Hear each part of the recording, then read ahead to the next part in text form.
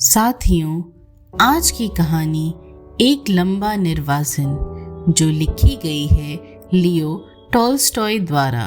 Vladimir नगर में युवा व्यापारी इवान दमतरिच ऑक्सिनो रहता था, जिसकी 2 दुकानें थीं और अपना एक मकान था। ऑक्सिनो खूबसूरत, गोरा, घुघराले बालों वाला हंसमुख नौजवान था। उसे संगीत का बड़ा शौक था। जवानी में उसे पीने की लत पड़ गई थी और वह विलासी बन गया था, पर विवाह के बाद उसने पीना छोड़ दिया। कभी कभार शौकिया पी लेता था। गर्मी के मौसम में एक दिन ऑक्सिनो निजनी मेले में जा रहा था।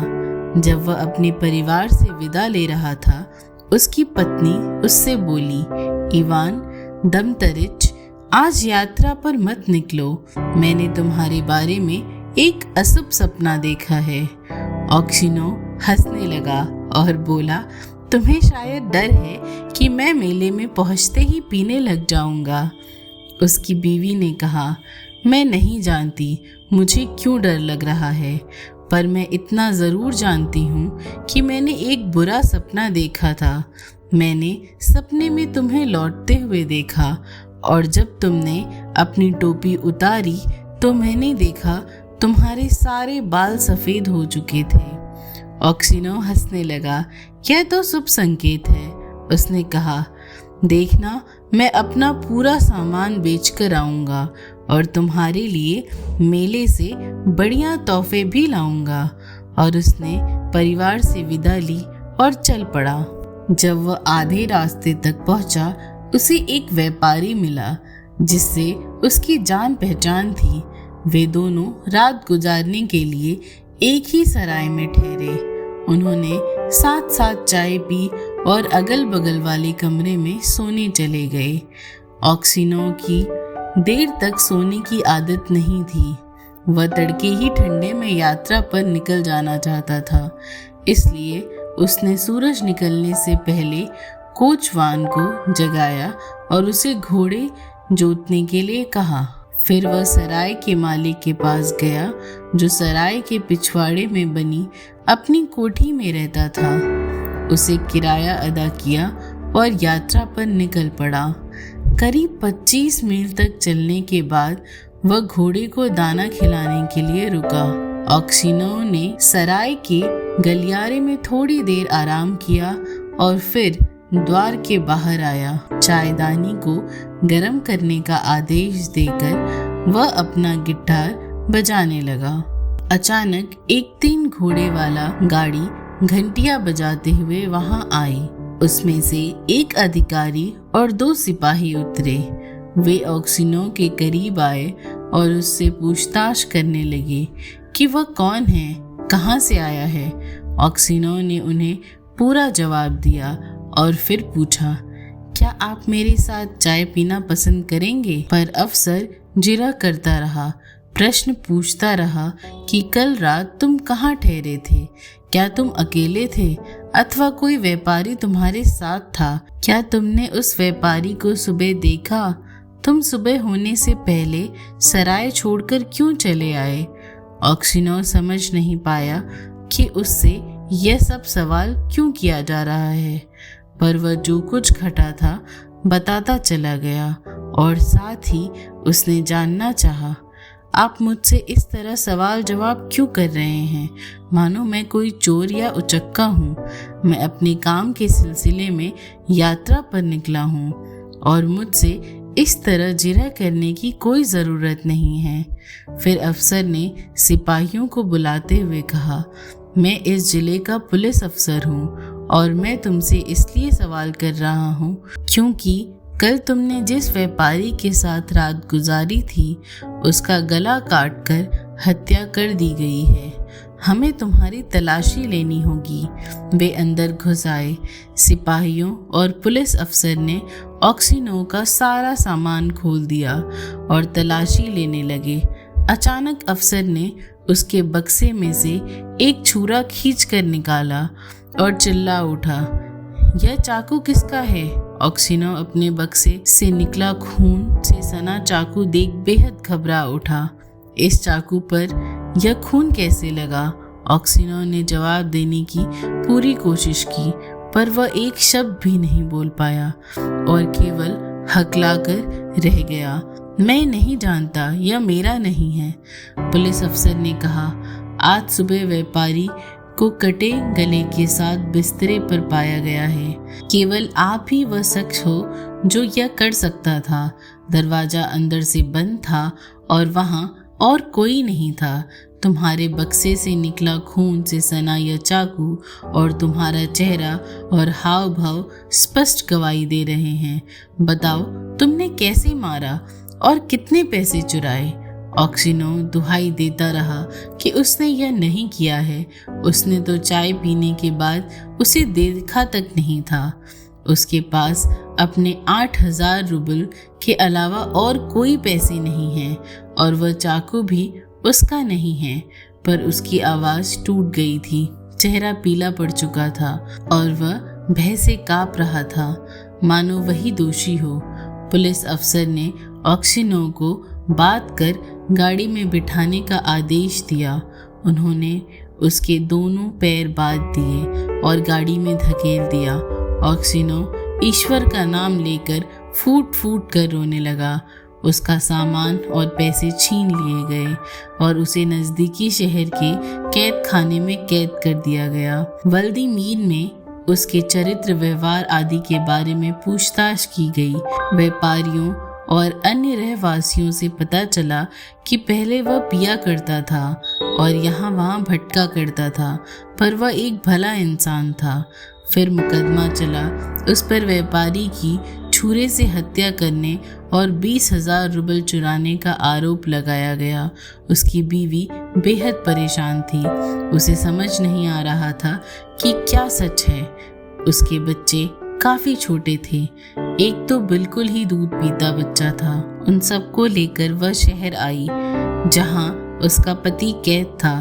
पहले तो उसे मिलने ही नहीं दिया गया, पर काफ़ी मिन्नतों के बाद अफसरों ने उसे मिलने की अनुमति दे दी। उसे पति के पास ले जाया गया। जब उसने अपने पति को कैदियों के लिबास में जंजीरों से जकड़े और चोर उचक्कों तथा खूनियों के साथ कैद में देखा तो वह गिर पड़ी और बेहोश हो गई। काफ़ी समय तक उसे होश नहीं आया। फिर उसने अपने बच्चे को अपने पास बुलाया और पति के करीब बैठ गई।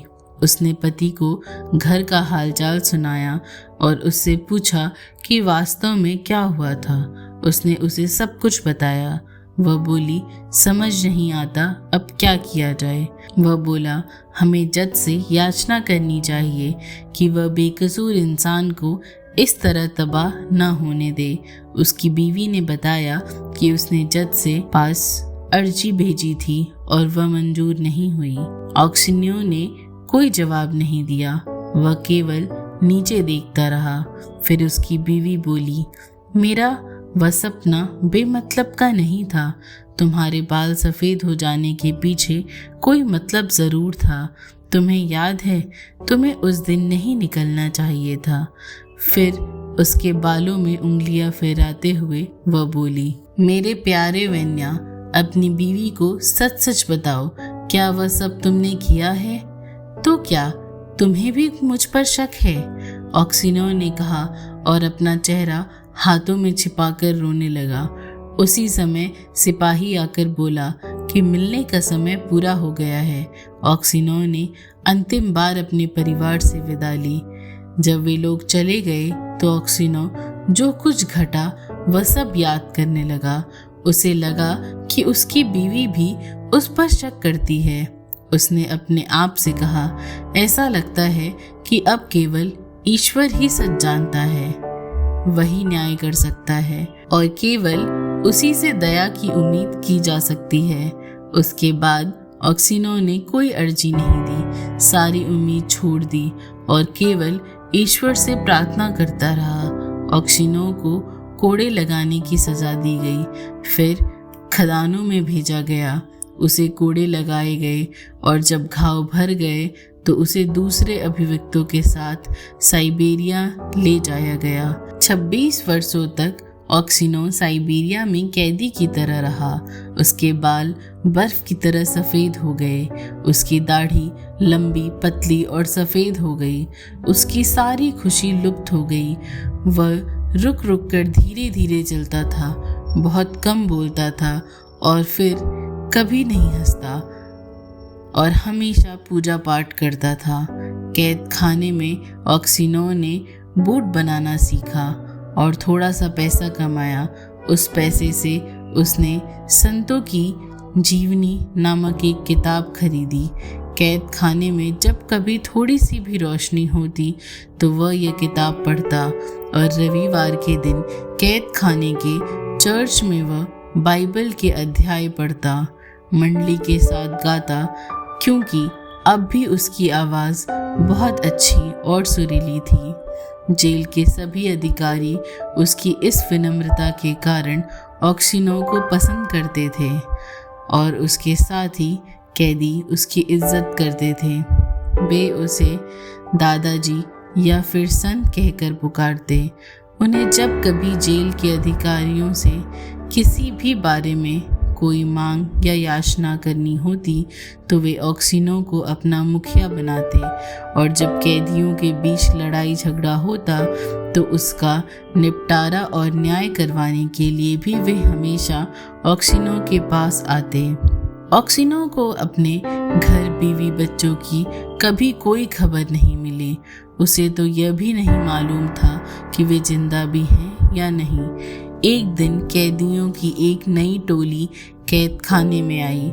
शाम के वक्त सभी पुराने कैदी उन नए कैदियों के आसपास जमा हो गए और उनसे उनके शहर, गांव और उनके जुर्म के बारे में पूछने लगे। दूसरों के साथ ऑक्सिनो भी नए कैदियों के पास बैठ गया और बेहद उदासी बेमन से उनकी बातें सुनने लगा। नए कैदियों में एक लंबा, हष्ट-पुष्ट 60 साल का एक कैदी था जिसकी घनी सफ़ेद दाढ़ी थी। वह सबको अपनी सज़ा की वजह के बारे में बता रहा था। हाँ तो दोस्तों, वह बोला, मैंने केवल एक घोड़ा उठाया था जो सेल्स में बंधा हुआ था। मुझे चोरी के जुर्म में पकड़ लिया गया। मैं कहता रहा, मैंने सिर्फ घर जल्दी पहुंचने के लिए घोड़ा उठाया था और फिर उसे छोड़ दिया था। इसके अलावा घोड़े का मालिक मेरा अतरंग मित्र था, इसलिए घोड़ा उठाना कोई चोरी नहीं थी। पर वे बोले, नहीं, तुमने इसे चुराया है। पर मैंने उसे कहा, और कैसे चुराया यह वे नहीं बता सके। वैसे मैंने एक बार वाकई बुरा काम किया था और उसके जुर्म में मुझे बहुत पहले यहाँ आ जाना चाहिए था, पर वक्त मुझे पकड़ नहीं पाया। अब मुझे यहाँ बिना कोई वजह के भेज दिया गया है। अरे, पर मैं तुम लोगों को सब झूठ कह रहा हूँ। मुझे पहले भी साइबेरिया भेजा गया था, पर अधिक समय तक नहीं रहा। तुम कहाँ से हो? किसी ने पूछा। व्लादिमीर से। मेरा परिवार उसी शहर में है। मेरा नाम मेकर है। वे मुझे सेम्योनिच कहकर भी बुलाते हैं। ऑक्सिनो ने अपना सिर उठाया और पूछा, सेम्यो, मुझे बताओ, क्या तुम व्लादिमीर के व्यापारी ऑक्सिनो के परिवार के बारे में कुछ जानते हो? क्या वे अभी भी जीवित हैं? बेशक, मैं उन्हें जानता हूँ। ऑक्सिनो काफ़ी अमीर है, हालांकि उनका पिता साइबेरिया में है। हमारी तरह की वो भी कोई अपराधी हैं। पर दादाजी, आप यहाँ कैसे आए? ऑक्सिनो अपने दुर्भाग्य के बारे में कुछ बोलना नहीं चाहता था। वह केवल आँख भर कर रह गया और बोला, अपने पापों की वजह से मैं 26 वर्ष से जेल में हूँ। कैसे पाप? मेकर सेम्योनिच ने पूछा। पर ऑक्सिनो ने केवल इतना ही कहा, हो सकता है मैं इसके ही लायक हूँ। वह इससे अधिक कुछ नहीं कहता। पर उसके साथियों ने नए कैदियों को बता दिया कि ऑक्सिनो कैसे साइबेरिया पहुंचा, कैसे किसी ने व्यापारी का खून कर दिया और छुरा ऑक्सिनो के सामान में छिपा दिया और ऑक्सिनो को बेवजह सजा हो गई। जब मेकर सेमनिच ने यह सुना, अपने ऑक्सिनो की तरफ देखा, अपने घुटने को चपत लगाई और विस्मय से बोल पड़ा, अच्छा, यह तो आश्चर्यजनक है, वाकई आश्चर्यजनक।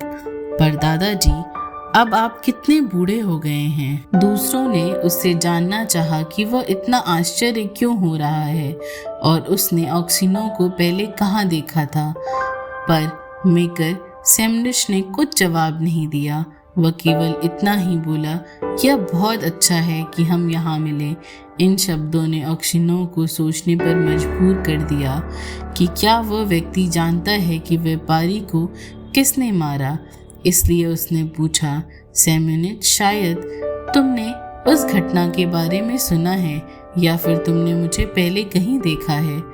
सुनने से भला कौन रोक सकता है, दुनिया तमाम अफवाहों से भरी हुई है।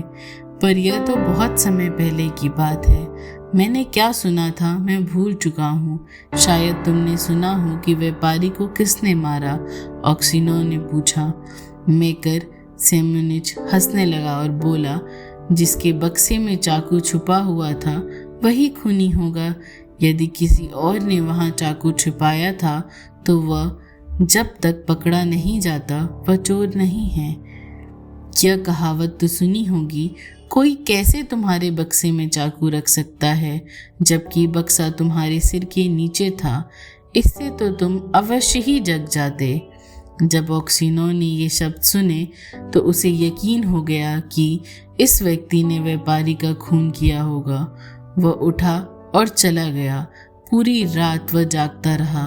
वह बेहद दुखी था और तमाम तरह के ख्याल उसके दिमाग में उठ रहे थे। उसकी बीवी की वह छवि उसके दिमाग में थी जब वह मेले में जाने के लिए उससे विदा ले रहा था।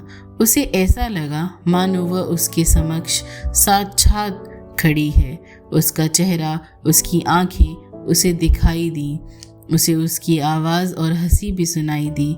फिर उसे अपने बच्चे दिखाई दिए, काफ़ी छोटे जितने वे उस वक्त थे। एक छोटी सी घड़ी हाथ में लिए थे और दूसरा अपनी माँ की छाती से चिपका हुआ। फिर उसे अपनी याद आई, वह खुद कैसा हुआ करता था, जवान और खुश मिजाज। उसे याद आया कैसे वह सराय के गलियारों में बैठकर गिटार बजा रहा था। उसे पकड़ा गया और वह कितना बेफिक्र और मस्त मौला था। उसके दिमाग में उस जगह का दृश्य घूम गया जहां उसे कोड़े लगाए गए थे। जल्लाद, आसपास खड़े लोग, जंजीरें, कैदी, अपने कारावास के 26 वर्ष और अपना असमय बुढ़ापा, सब कुछ उसे याद आने लगा। इन सब ख्यालों ने उसे इतना दुखी कर दिया कि वह खुद को खत्म करने के लिए तैयार हो गया। और यह सब इसी दृष्टि का किया कराया है, ऑक्सिनो ने सोचा। और मेकर सेमनिच पर उसे इतना क्रोध आया कि वह प्रतिशोध की आग में जलने लगा, चाहे इस आग में वह खुद भी क्यों न झुलस जाए। वह पूरी रात प्रार्थना करता रहा पर उसे शांति नहीं मिली। दिन के समय वह सेमनिच के बिल्कुल करीब नहीं गया और न ही उसकी ओर देखा। इस तरह 15 दिन बीत गए। ऑक्सिनो रात में सो नहीं पाता था और वह इतना टूट गया था कि उसे सूझ ही नहीं रहा था कि क्या करे। एक रात जब वह जेल के चहलकदमी कर रहा था, उसने कैदियों को सोने के लिए बने तख्तों के नीचे से ज़मीन के एक टुकड़े को लुढ़का कर आते हुए देखा। वह उसे देखने के लिए रुक गया। अचानक तख्त के नीचे से मेकर सेमनिच रेंग कर बाहर आया और ऑक्सिनो को देख बेहद घबरा गया। ऑक्सिनो बिना उसकी ओर देखे वहाँ से चलने लगा, पर मेकर ने उसका हाथ पकड़ लिया और उससे कहा कि उसने दीवार को खोद कर एक सुराग बनाया है और खोदी हुई ज़मीन के टुकड़ों को अपने ऊंचे जूतों में छुपाकर वह रोज़ उन्हें रोड पर जाकर खाली करता है जब कैदियों को काम पर ले जाया जाता है। पर बूढ़े आदमी, तुम बिल्कुल चुप रहोगे और तुम भी बाहर निकल सकोगे। अगर तुमने कुछ भी उगला तो कोड़े मार मार कर वे मुझे ख़त्म कर देंगे, पर उससे पहले मैं तुम्हें ख़त्म कर दूंगा। ऑक्सीनो अपने दुश्मन को सामने देख गुस्से से कांपने लगा। उसने हाथ हटाया और बोला, मेरी यहाँ से बच निकलने की कतई इच्छा नहीं है और तुम्हें मुझे मारने की भी ज़रूरत नहीं है। तुम तो मुझे बहुत पहले मार चुके हो। जहाँ तक तुम्हारे बारे में कुछ भी कहने की बात है तो मैं कह भी सकता हूँ और नहीं भी, जैसी ईश्वर की मर्जी होगी। दूसरे दिन जब कैदियों को काम पर ले जाया जा रहा था, रक्षा दल के एक सिपाही ने देखा कि एक कैदी अपने जूतों में से मिट्टी खाली कर रहा है। कैद खाने की तलाशी ली गई और सुरंग का पता चल गया। गवर्नर आया और उसने सभी कैदियों से जानना चाहा कि यह सुराग किसने किया है। सभी ने इस बारे में अपनी अज्ञानता दर्शाई। जिन्हें पता था वे भी मैकर सेमेनिच को धोखा नहीं देना चाहते थे। वे जानते थे कि उसे कोड़े मार मार कर जान से मार दिया जाएगा। अंत में गवर्नर ने ऑक्सीनो की ओर मुड़ा और ऑक्सीनो की ईमानदारी से वाकिफ था। उसने पूछा, तुम एक सच्चे ईमानदार बूढ़े आदमी हो, तुम्हें ईश्वर का वास्ता है, मुझे बताओ कि किसने सुराग किया है। मैकर सेमेनिच यहाँ ऐसे खड़ा था मानो उसका इससे कोई सरोकार ना हो। वह लगातार गवर्नर को देख रहा था और ऑक्सीनो से नजरें चुरा रहा था। ऑक्सीनो के होंठ और हाथ कांपे और काफ़ी समय तक वह एक शब्द भी नहीं बोल पाया। उसने सोचा, मैं उसे क्या बख्शूं जिसने मेरा जीवन तबाह कर दिया। मैंने जो भुगता है उसे उसका मूल्य चुकाने दो, पर यदि मैं कहता हूँ तो ये लोग शायद उसके प्राण ही ले लेंगे और हो सकता है मैं इस पर नाहक शक कर रहा हूँ, और फिर इस सब से मेरा क्या फ़ायदा। तो बताओ बूढ़े व्यक्ति, गवर्नर ने फिर पूछा, सच सच बताओ किसने यह काम किया है। ऑक्सीनो ने मैकर सेमेनिच की ओर एक नज़र डाली और बोला, मैं नहीं बता सकता, यह ईश्वर की मर्जी नहीं है कि मैं कुछ बताऊं। आपको मेरे साथ जो करना है कीजिए, मैं आपके सामने हूँ। गवर्नर ने बहुत कोशिश की पर ऑक्सीनो इससे अधिक कुछ नहीं बोला और फिर मामले को रफा दफा करना पड़ा। उस रात ऑक्सीनो जब अपने बिस्तर पर लेटा हुआ था और झपकी आने ही लगी थी कि कोई धीरे से उसके करीब आया और बिस्तर के पास आकर बैठ गया। उसने अंधेरे में देखने की कोशिश की और मैकर को पहचान लिया। अब क्या लेने आए हो? ऑक्सीनो ने पूछा। तुम यहाँ क्यों आए हो? मैकर सेमेनिच चुप रहा तो ऑक्सीनो उठकर बैठ गया और बोला, तुम क्या चाहते हो? चले जाओ, नहीं तो मैं गार्ड को बुलाऊंगा। मैकर सेमेनिच ऑक्सीनो की तरफ झुक गया और फुसफुसा कर बोला, इवान, मुझे माफ़ कर दो। किस लिए? ऑक्सीनो ने पूछा। मैंने ही उस व्यापारी का खून किया था और चाकू तुम्हारे सामान में छिपा दिया था। मैं तो तुम्हें भी मारना चाहता था पर बाहर कुछ शोर सुनाई दिया, इसलिए मैंने छुरा तुम्हारे बक्से में छिपा दिया और खिड़की से कूदकर भाग गया। ऑक्सीनो खामोश रहा। उसे समझ नहीं आया क्या करे। मैकर सेमेनिच बिस्तर के पास बैठ गया और ज़मीन पर घुटने टेक दिए। इवन दमजरिच, मुझे माफ़ कर दो, ईश्वर के लिए मुझे माफ़ कर दो। मैं अपना जुर्म कबूल कर लूँगा। मैं बता दूंगा कि मैंने ही व्यापारी का खून किया है, फिर तुम्हें छोड़ दिया जाएगा और तुम घर जा सकोगे। तुम्हारे लिए यह सब कहना बहुत आसान है, ऑक्सीनो बोला, पर तुम्हारी वजह से मैंने 26 साल भुगता है। अब भला मैं कहाँ जा सकता हूँ? मेरी बीवी मर चुकी है और मेरे बच्चे भी मुझे भूल गए हैं। अब मेरा कोई ठिकाना नहीं है। मैकर सेमेनिच उठा नहीं और ज़मीन से सिर पटक पटक कर रोने लगा। इवान दमतरिच, मुझे माफ़ कर दो। वह रो रहा था। जब उन्होंने मुझे कोड़ों से मारा तो वह इतना असहनीय था, पर जब तुम्हें इस दशा में देखना बेहद कष्टप्रद है, फिर भी तुमने मुझ पर दया की और कुछ नहीं बोला। ईश्वर की खातिर मुझे माफ़ कर दो, मैं पापी हूँ। और वह फिर रोने लगा। जब ऑक्सीनो ने उसे रोते देखा तो वह खुद भी रोने लगा। ईश्वर तुम्हें माफ़ करेगा, वह बोला। हो सकता है मैं तुमसे कई हजार गुना बुरा हूँ। इन शब्दों के साथ ही उसका मन हल्का हो गया और घर जाने की इच्छा भी जाती रही। अब कैद खानों को छोड़कर जाने की इच्छा भी नहीं रही। बस एक ही इच्छा थी कि उसकी अंतिम घड़ी आ जाए। ऑक्सीनो के मना करने के बावजूद मेकर सेमोनिच ने अपना जुल्म कबूल कर लिया, पर जब तक जेल से रिहाई का आदेश आया उसके पहले ही ऑक्सीनो मर चुका था। धन्यवाद।